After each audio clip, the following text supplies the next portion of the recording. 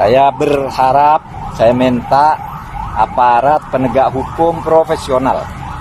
Tidak boleh main-main. Mahfud MD, Menteri Koordinator Bidang Politik, Hukum, dan Keamanan Menko Polhukam, mendorong penyidik Polres Jakarta Selatan menerapkan pasal lebih berat kepada Mario Dandi Satrio, penganiaya Kristalino David Ozora.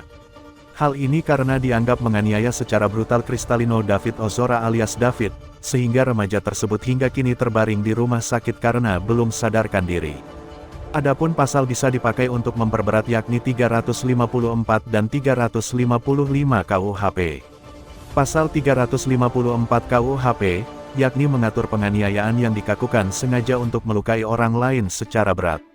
Pasal ini memiliki ancaman hukum pidana penjara 8 tahun. Jika mengakibatkan kematian korban, ancamannya menjadi 9 tahun penjara. Sedangkan pasal 355 KUHP terkait penganiayaan terencana dengan ancaman pidana 12 tahun.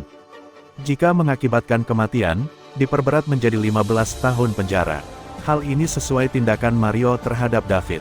Sebelumnya, viral di media sosial Twitter informasi tentang penganiayaan dan penculikan terhadap anak di bawah umur bernama David. Korban dikabarkan sampai koma usai dianiaya oleh pria berinisial MDS berstatus sebagai anak seorang pejabat eselon 2. Peristiwa bermula saat korban tengah bermain di rumah temannya pada tanggal 20 Februari tahun 2023. Lalu mantan pacar David menghubungi, menanyakan lokasi korban dengan maksud hendak mengembalikan kartu pelajar. David kemudian membagikan lokasi terkini. Lalu datang satu unit Jeep Rubicon warna hitam dengan plat nomor palsu. David kemudian mendatangi pelaku, hingga terjadi cekcok. Di situ korban dipukul oleh MDS sampai terkapar. Korban dilaporkan mengalami luka serius di area kepala. Korban pun dilarikan ke rumah sakit Medika karena dalam kondisi tak sadarkan diri hingga harus dirawat di ruang ICU. Pihak orang tua korban selanjutnya melaporkan kasus ini ke Polsek Pesanggerahan. Kan itu tulis ya, ada form, kita nulis kronologi. Di kronologinya tertulis yang memulai perkara ini David.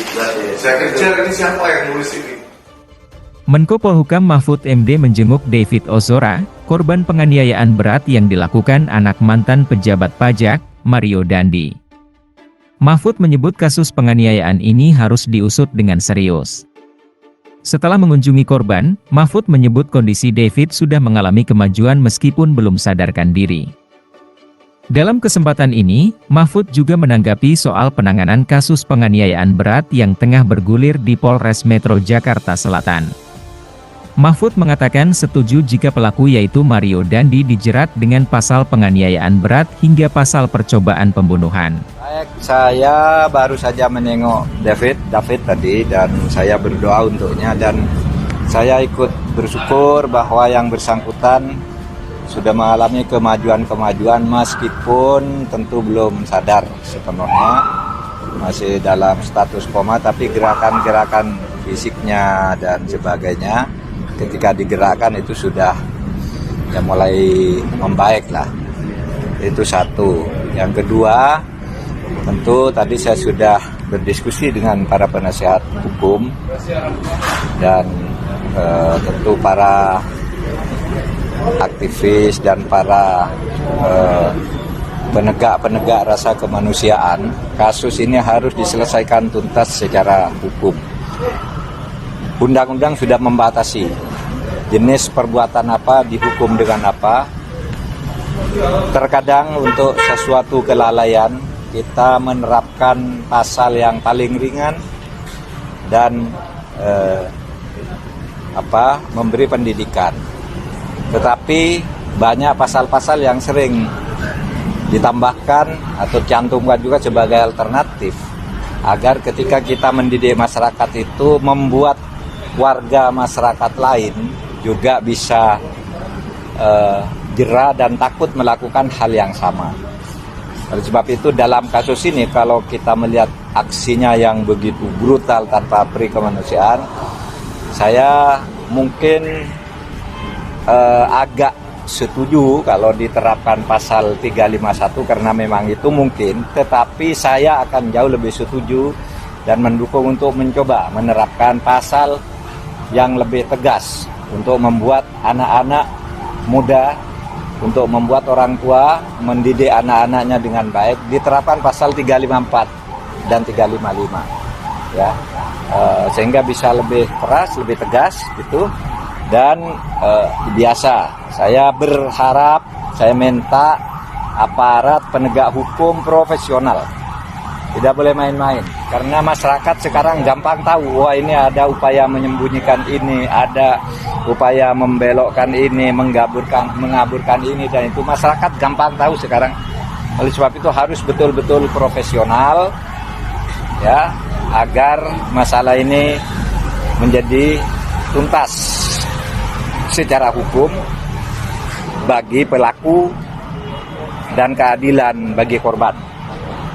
Kemudian kasus hukum lainnya yang terkait dengan ini tentu masalah kekayaan yang tidak sesuai dengan profil pekerjaan yang bersangkutan. Yang sejak tahun 2012 saya punya suratnya dari Kejaksaan Agung dan dari PPATK. Itu sebenarnya tahun 2013 berdasar surat yang dibuat tahun 2012 dari Kejaksaan Agung. Kemudian 2013 PPATK sudah berkirim surat ke KPK tentang adanya beberapa hal yang diduga pencucian uang dan proses didapat yang tidak sah oleh saudara Alun sebagai orang tuanya. Ini bukan karena kita benci, bukan karena dendam, tetapi kita mau menegakkan hukum dan mendidik masyarakat di negeri ini ya, agar tidak menjadi hedonis, berfoya-foya dan memanfaatkan kesempatan. Tapi kita tegaskan sekarang masih diduga, dan KPK besok akan mempelajari apakah dugaan itu perlu diteruskan ke sangkaan. Itu nanti kita lihat. KPK pasti profesional dan harus profesional. Sekian dari saya, terima kasih. Oke,